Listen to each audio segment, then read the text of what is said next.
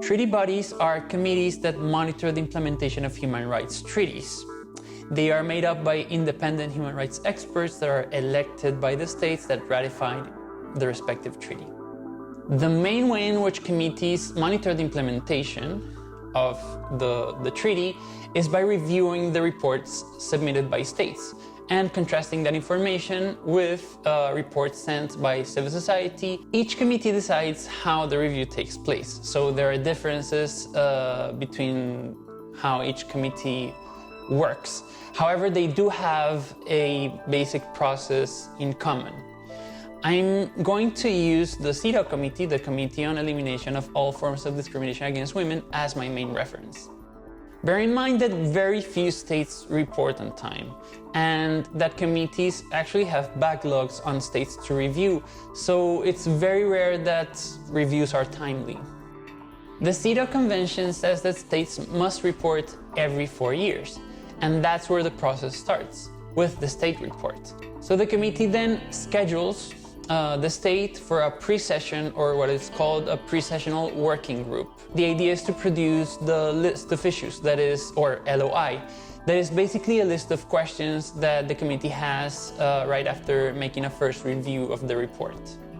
The list of issues is pretty important because it pinpoints the themes or issues that the committee is most interested in. This doesn't mean that whatever is not included in the list of issues is not going to be addressed at all. Civil society can send submissions providing information and questions that are relevant for the committee to make its own questions. These submissions are usually short and suggest issues to be picked up by the committee based on the information that the state sent or omit to include. Once the list of issues is published, right after the pre-session, the state sends a reply to the list of issues. When the committee gets the reply, and depending on its own backlog, it schedules the state for one of the following sessions. From this moment and up to 3 weeks before the CEDAW session, civil society can send alternative reports or shadow reports. Reporting requirements for civil society are flexible. So they can go on an article-by-article basis, or they can also go on a thematic basis, reporting on one or more issues. For example, organizations working on access to justice might do a focus report on the main problems faced by women when exercising that right. Coalitions tend to do more comprehensive reports, and the committee gives them a little bit more room by allowing them to send longer reports. Collective or joint NGO submissions are also more likely to be taken up, so alternative reports are a perfect opportunity for collaborative feminist work. During the session, organizations that could overcome economic, travel, and other barriers had the chance to come to Geneva to do advocacy with the committee. This usually meant talking in public during the session and having private meetings with the committee to explain their analysis and findings to persuade them to issue particular recommendations to the state. During the session, committee members and a state delegation have what is called a constructive dialogue. First, the state makes a presentation. Then the committee asks questions, and finally the state gets to reply. The constructive dialogue is public and it's broadcasted online, but civil society cannot participate in it. It usually lasts 2 or 3 days. Once the session is over, the committee publishes its concluding observations, where it recognizes progress, raises concern, and issues recommendations. It also selects up to 4 recommendations to be included in the follow-up procedure, usually issues that require urgent short-term action.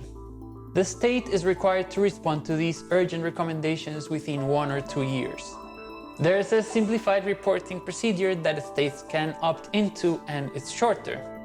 It is very similar to the regular procedure, but it starts with the list of issues prior to reporting, or LOIPR. As a result, the committee doesn't have to wait for the state report to begin the review process. Organizations can send submissions for the list of issues, or the list of issues prior to reporting, for the constructive dialogue, and for the follow-up procedure. Organizations can send submissions for all stages or just one of them, but consistency usually shows better results. These submissions provide language, analysis, and information that committee members and their staff use. And because you're the expert of what happens in your own country, the information provided in submissions is essential to have good questions and recommendations. Conversations with committee members are common, and they tend to be open to suggestions at every step of the process. Activists can make an effort for an issue to be prioritized for follow-up, meaning that the committee is going to monitor sooner, adding pressure on the state. At other times, we can persuade committee members to ask questions during the constructive dialogue that were not included in the list of issues. Coordinated work is part of the success of this process, and we recommend as much as possible to exchange views and information with other reporting organizations. We are more than happy to provide support on every step of the process, including by working together on joint submissions. So please do not hesitate to contact us.